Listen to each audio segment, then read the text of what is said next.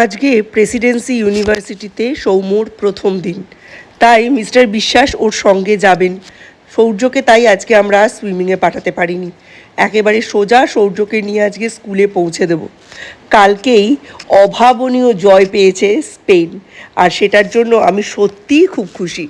যদিও আমি আর্জেন্টিনার ফ্যান, তবে কালকে আর্জেন্টিনা জিতলে ফুটবল হেরে যেত, বিশ্বাস করুন। আজকে সূর্যের মুড খুব খারাপ ছিল। কালকে 2-2:30 অবধি জেগে সমস্ত খেলা দেখছিল। আমি জবরদস্তি টেনে ঘুম পাড়িয়েছি। এখন তো স্কুলে পরীক্ষার আর বেশি দিন দেরি নেই, আর মাত্র 20 দিন কি 21 দিন দেরি। এবার তার মধ্যে যদি আবার কামাই করে, তাহলে ওয়ার্কশিটগুলো আর পাবে না। আর ওয়ার্কশিট না পাওয়ার অর্থই হচ্ছে প্র্যাকটিসে একটু পিছিয়ে যাবে। এই রকম ওয়ার্কশিট দেখেই আমি আবার ওয়ার্কশিট বানিয়ে সেগুলো ওকে প্র্যাকটিস করাই। তাই আজকে পাঠিয়েছি। আর মধ্যিখানে তো দেখেছেনই, ওর কিন্তু টুকটাক কামাই হয়। তাই যে দিনটা আমি রেডি, সেই দিনটা ওকে কামাই না করানোটাই বুদ্ধিমানের কাজ। এনারাই বাসা করেন আমার এখানে, বাসা করে প্রতি বছর বাচ্চা দেয়। সেই বাচ্চাগুলো আবার বাসা করে আবার এখানে বাচ্চা দেয়। আর আজকে দেখুন আমার এখানে একটা জবা ফুটবে, একটু বেলাটা বাড়ুক, সঙ্গে সঙ্গে ফুটে যাবে। ইচ্ছা ছিল না আজকে একদমই যাওয়ার। অনেক 2-2:30 অব্দি জামাইবাবু বললো। ওখানে গিয়েও কাঁদছিল, ওপরে গিয়েও কাঁদছিল। দিদিরা এবারে অনেক দিন পরে এলো, কিন্তু মৌ আসতে পারলো না। মৌয়ের ভীষণ জ্বর, সূর্যের জন্যই এলো না। অথচ আমরা এখানে কত মজা করছি। মৌয়ের জন্য ভীষণ মন খারাপ করছিল। সেই ডিসেম্বর মাসে এসেছে, ডিসেম্বর মাসের পর থেকে দিদি, জামাইবাবু, মৌ কেউই সেরকম আসেনি। কারণ যাকে নিয়ে ওরা আনন্দ করে সেই সৌমেরই তো পরপর পরীক্ষা শেষ হতে হতেই এত দিন দেরি হয়ে গেল। তাছাড়া দিদির এবারে বড়মার কাছে পুজো দেওয়ারও ছিল, সেই জন্য দিদি একটু তাড়াতাড়ি করেই এসেছিল। শনিবার আমার হাতের খিচুড়ি, লাবড়া এই সমস্ত খেয়ে, অর্থাৎ নিরামিষ খেয়ে, রবিবার সকালে দিদি পুজো দিয়ে এসেছে। রবিবারে আমি দিদি আছে বলে ঘুম থেকে উঠেছি, বিশ্বাস করুন, 10:30টার সময়। আর এই 10:30টার সময় ঘুম থেকে উঠে দেখি দিদির টিফিন বানানো অবধি কমপ্লিট। অর্থাৎ পুজো দিয়ে এসে 1 রাউন্ড ঘুমিয়ে দিদি সকালের টিফিন অবধি বানিয়ে নিয়েছে। আমি দিদিকে বললাম, তুমি করেছোটা কি? রবিবার তো আমরা কিনে আনা টিফিন খাই। তবুও দিদি আছে, দিদি তো করবেই। দিদি লুচি বানিয়েছিল, আর আমাকে বলেছিল অন্য আর কিছু যদি বানানোর থাকে বানিয়ে দিতে। তো আমি সেখানে একটু ঘুগনি বানিয়ে নিয়েছি, যাতে সেটা সোমবার বা তারপরে আমি টিফিনে দিতে পারি। কারণ আমার এখন মাথার উপর একটাই চাপ, যে সকালবেলা উঠে আমাকে 10-12টা রুটি করতে হবে। আজকে সকালবেলা রুটি করতে গিয়ে আমার একদম দয়ে মজা অবস্থা, জানেন।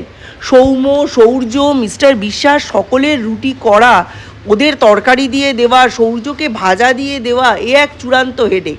তার ওপর বোকার মরণ, কালকে মিস্টার বিশ্বাস আর সৌম্য দুজনেরই ব্যাগ গোছানো হয়ে গেছে, কিন্তু আমি সৌর্যের স্কুলের ব্যাগটা গুছিয়ে রাখিনি। আমার রীতিমতো মনে হচ্ছিল যে আজকে আমি আর সৌর্যকে স্কুলটা ধরাতে পারবো না। আর কালকে দেখুন, আমি অনলাইনে অর্ডার দিয়ে একটা পারুললতা, অর্থাৎ যেটাকে গার্লিক ভাইন বলে, সেটা নিয়ে এসে জাস্ট ব্ল্যাক প্লাস্টিকটা খুলে টবের ওপর বসিয়ে রেখেছি। এখন সমস্ত টবের মাটিগুলোকে ভালো করে পরিষ্কার করে আগাছামুক্ত করে এই গাছটাকে বসিয়ে দেবো। এই গাছের একটা সুবিধা কি জানেন?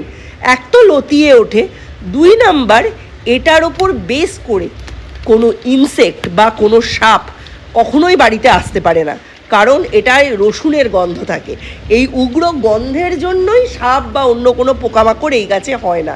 তবে তার একটা ব্যাক দিকও আছে, মানে একটা নেগেটিভ দিকও আছে। সেটা হচ্ছে এই গাছের ফুলে পুজো হয় না, তবে আমি দিই। আমার এইসব আমি মানি না, আমি কিন্তু এই ফুলেও পুজো দিই। আর এই ফুলের স্পেশালিটি হচ্ছে 3টে কালার হয়। যখন হয় তখন একদম সাদা রঙের হয়, তারপর হালকা পার্পেল বা ভায়োলেট কালারটা আসে, তারপর একদম ডিপ ভায়োলেট হয়ে যায়, দেখতে ভীষণ সুন্দর হয়। আমার ছাদ বাগানে আরও একটা ছিল, জানেন তো, সেটা ওই হার্নিয়ার পরে জল দিতে না পারা বা এরকম নানান কারণে নষ্ট হয়ে গেছে। তার উপরে 21 তারিখে আবার আমার বাপের বাড়িতে আমার নিমন্ত্রণ। সেই দিন ওইখানে আমার ছোট কাকিমা, মানে আমরা তো যেহেতু জয়েন্ট ফ্যামিলি, আমরা অনেক জেঠু কাকুদের মধ্যে বড় হয়েছি, তো আমার ছোট কাকিমা করবে বিপত্তারিণী পুজো। তাই সেই বিপত্তারিণী পুজোয় আমার নেমন্তন্ন। আর এখন সমস্ত কাজ শেষ, অখণ্ড অবসর। এখন একটু চা পানের বিরতি। সকালবেলার দিকে লিকার চাটা খেয়েছি, তাই এখন একটু দুধ চা খাচ্ছি। আর ওই দেখুন নেমে আসছেন উনি এবার সমস্ত কাজ কমপ্লিট করলে আমি বেরোবো। Welcome back to Jinia blogs. Jinia ব্লগসের নতুন একটা ব্লগে সকলকে অনেক অনেক ওয়েলকাম। বেশ কয়েকদিন আমি ছুটি কাটিয়েছি, তারপর আজকে নিয়মিত ব্লগিংয়ে ফিরেছি। সকাল থেকে প্রচুর চাপ গেছে। কালকে যেহেতু ফাইনাল ছিল, সেহেতু আমি কিন্তু কোনো রকমভাবেই তাড়াতাড়ি শুতে পারিনি। আমার ঘুমোতে ঘুমোতে আড়াইটে প্রায় বেজেছে। সৌর্যও প্রায় আড়াইটের সময় শুয়েছে, তাও আমরা অর্ধেক খেলাই দেখে শুয়ে পড়েছি।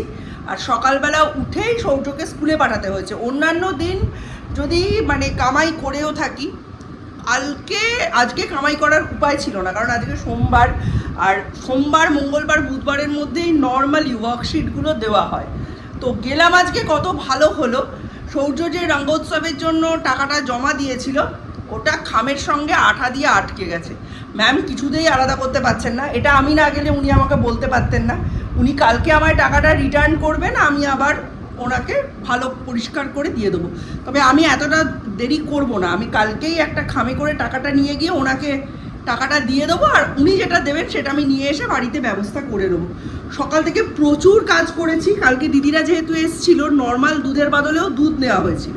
তো এইখানে আমি সেগুলো দিয়ে বানিয়েছি এই যে পনির নাগেটস। এই পনির নাগেটসগুলো সৌম্য আর সৌর্যের টিফিনে যাবে। এর সাথে সস, তারপরে কিছু ফ্রুটস, কেচাপ, এই সমস্ত দেওয়া হবে। রান্নার পাশাপাশি সকালবেলায় এই যে চাদর টাদর সমস্ত কেচে ফেলেছি। এই চাদরটায় দিদি আর সৌর্য দুজনে মিলে, দিদি সৌর্যকে খাওয়াতে যাচ্ছে, সৌর্য একা খাবে। এই টালবাহানায় চা পড়েছিল, সাদা তো, সঙ্গে সঙ্গে তুলে কেচে দিয়েছিলাম। আর এই জামা কাপড়গুলো সমস্ত কাচা হয়েছে। কালকে থেকে তো আমার বাড়িতে প্রায় যুদ্ধ লেগে যাওয়ার মতো অবস্থা হবে, কারণ মিস্টার বিশ্বাস আর সৌম্য 7:30টার মধ্যে বেরিয়ে যাবে খেয়ে নিয়ে, আর সৌর্য বেরোবে 8:30টায়। কালকে একটা দিন খালি আমি সৌর্যকে পৌঁছে দেবো, বাকি সব দিন সৌম্য 7:30টার মধ্যেই বেরিয়ে যাবে। আর মিস্টার বিশ্বাস আর সৌর্য 8:30, 9টার মধ্যে আমার সব কমপ্লিট করতে হবে। তাই সেটার ব্যবস্থা আজকে থেকেই করে নিয়েছি। এই যে বড় ছেলে এখন থেকে যাবে ওনার সাথে, ওই জন্য নতুন নতুন রুমাল টুমাল কেনা হয়েছে। এইখানে একটা, এখানে একটা, দুটো আজকে তুলেছি, আর এখানে আরও 3টে রয়েছে। টোটাল দুজনে যাচ্ছে যেহেতু 10টা থেকে 15টা রুমাল ছাড়া কিছুতেই হবে না, প্লাস সৌর্যের ব্যাগে রুমাল দিতে হয়। এই সমস্ত কাজগুলো কমপ্লিট হয়ে গেছে। প্লাস আজকে সকাল সকাল লাউয়ের ঘন্ট করে মিস্টার বিশ্বাসকে টিফিনে দিয়েছি। ভাত দিয়েছি, ডাল দিয়েছি, লাউ ঘন্ট দিয়েছি, আর বাকি মুগের ডালও বানানো হয়েছে। এই পনিরটা বানাতে গিয়ে যে ছানার জলটা বেরোলো, ওই জলটা দিয়েই আমি মুগের ডালটা বানিয়েছি। জলটা আমি ওয়েস্ট করি না। নর্মালি আমার শাশুড়ি মাকে দেখতাম ছানা কাটানোর পরে জলটা ফেলে দিতে। অ্যাকচুয়ালি দুটোই কিন্তু প্রোটিন, জানেন তো। যেটা আমরা পনির খাই সেটা হচ্ছে কেসিন প্রোটিন, আর যে জলটা আমরা ফেলে দিই এটা হচ্ছে ওয়ে প্রোটিন। এই জলটাই মেশিনে ড্রাই করে ওয়ে প্রোটিন পাউডার হিসাবে ইউজ করে, আর এদিকে আমরা এই জলটাই ফেলে দিই। এই জলটা কিন্তু আপনি ডালে, যে কোনো মাংস, মাছ, ডিম, তরকারিতে, স্যুপে, স্টুতে ইউজ করতে পারেন। তো আমি আজকে সেটাই করেছি, মুগ ডাল বানিয়েছি। খেলায় কিন্তু হার জিত আছেই, কিন্তু খেলা শেষ হওয়ার পরে বিশ্বের অপ্রতিরোধ্য একটা টিম আর্জেন্টিনা, এটা যে ধরনের ব্যবহার ওরা করলো, সেই ব্যবহারটাকে নিউজ মিডিয়া ম্যাক্সিমাম ক্ষেত্রেই লুকিয়ে গেছে। তারা স্পেনের উল্লাসটা দেখানোর পাশাপাশি এটাও দেখায়নি এই সময় আর্জেন্টিনা কীরকম আক্রাসী ব্যবহার করেছিল। আরে আরে ভালো করেছে, এই সাইডটা কীরকম করে দিয়েছিল না, সেভ করে ভালো করে দাড়িটা কেটে আয়, ওপারেই যা। তো যা, একই তো হলো। হাফ প্যান্ট ফুল প্যান্টে কি যায় আসে? কে আমি স্টাইল মারতে শেখাচ্ছি, বুঝলেন। ছেলেটা আমার একদমই সৌর্যর বিপরীত, একদম সাদা মনে কাদা নেই, সাদাসিধে মানুষ, যে কাতে রাখি সেই কাতেই থাকে, এরকম একটা মানুষ রাজস্থানে পড়তে গেলে আমি নিশ্চিন্ত থাকতাম। কিন্তু এই মানুষটা যাচ্ছে কলকাতায় পড়তে, এর মাথায় যে কতজনেই হাঁড়ি কাঁঠাল ভাঙবে তার কোনো ঠিক নেই, জানেন তো। সে এতই ভোলে ভালা, সিধে সাদা, চুপচাপ মানুষ, তাকে নিয়ে আমার বেজায় চিন্তা। ভাবছিলাম আজকে ঘুমোবো একটু, সৌর্যকে ঘুম পাড়িয়ে দিয়েছি, কিন্তু এখনই প্রায় বাজে 1টা। আজকে গড়ির সাথে লড়াই করে পাচ্ছি না, জানেন। মিস্টার বিশ্বাসকে দিয়েই দেখছি ও বাবা আনতে যাওয়ার সময় হয়ে গেছে। তারপর বেরিয়েছি 10 মিনিট, কোনো টোটোর দেখা নেই, খুব কষ্ট করে টোটো পেয়ে তখন বাজে প্রায় 10টা 40, ওদের 10:30টায় ছুটি হয়। 10টা 40-এ গিয়ে আমি স্কুলে পৌঁছেছি। এখন দীপ গেল চুলদারি কাটতে, ওকে ভাবছিলাম বলবো যে তুই চাবিটা নিয়ে যা, তালা খুলে ঢুকে পড়বে, আমি একটু ঘুমিয়ে নিই, কিন্তু এখনই বাজে প্রায় 1টা, আর 10-15 মিনিটের মধ্যেই সরস্বতী দি চলে আসবে। বাসন টাসনগুলো খুলে টুলে বের করে দেওয়া, রান্নায় কোথাও কিছু লাগবে কি না দেখা। আজকে এবেলা আমি আর কিছুই রাখবো না, ওই ডাল করেছি, মুগের ডাল, লাউ ঘন্ট, ওইটাই আছে। কালকের একটু পুঁটি মাছ বাটা করেছিল দিদি, পুঁটি মাছের ভর্তা, কালো জিরে, শুকনো লঙ্কা, রসুন, কাঁচা পেঁয়াজ, কাঁচা লঙ্কা এসব দিয়ে শুকনো মৌরলা মাছ বাটা, শুকনো খুব ভালো খেতে হয়েছিল।